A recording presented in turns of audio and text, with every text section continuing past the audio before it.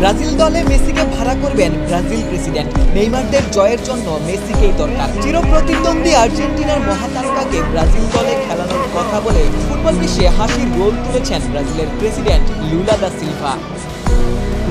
বিশ্বকাপের প্রথম ম্যাচে মরক্কোর সঙ্গে ড্র করে তীব্র সমালোচনার মুখে 5 বারের বিশ্ব চ্যাম্পিয়নরা। হতাশাজনক পারফরম্যান্সের পর সাংবাদিকদের মুখোমুখি হন ব্রাজিলের প্রেসিডেন্ট লুলা দা সিলভা। তিনি বলেন, আমি ভাবছিলাম ব্রাজিল দলে খেলানোর জন্য মেসিকেই হায়ার করব কিনা।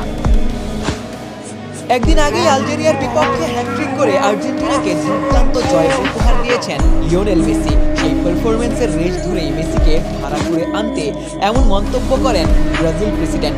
মজার ছলে মেসিকে চাইলেও নিজের দল নিয়ে আশাবাদী লুলা। তার মতে মরক্কোই ছিল গ্রুপের সবচেয়ে কঠিন প্রতিপক্ষ, তাই প্রথম ম্যাচে ড্র কোনো বড় ধাক্কা নয়।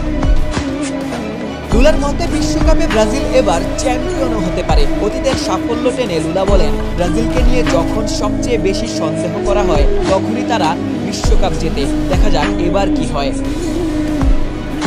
এদিকে ব্রাজিল শিবিরে স্বস্তির খবর হয়ে ফিরেছেন নেইমার জুনিয়র। চোট আর অফর্মের কারণে প্রায় 3 বছর জাতীয় দলের বাইরে এই তারকা ফুটবলার।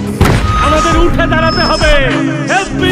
স্পিড সকল অন্যায়ের বিরুদ্ধে রুখে দাঁড়ানোর এনার্জি পার্টনার। হাইতির বিপক্ষে ম্যাচের আগে আবারও দলের সঙ্গে অনুশীলনে যোগ দিয়েছেন ব্রাজিল সুপারস্টার।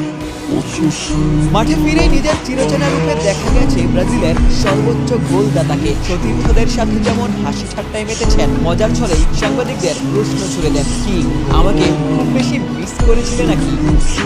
নেইমারের এই প্রত্যাবর্তন ব্রাজিল সমর্থকদের আশা বাড়ালেও হাইতির বিপক্ষে শুরুর একাদশে নেইমার থাকবেন কিনা সেটি এখনো নিশ্চিত নয়। তবে এই মুহূর্তে ব্রাজিলে আলোচনা একটাই, দলের জয়ের জন্য সত্যিই কি মেসিকে দরকার?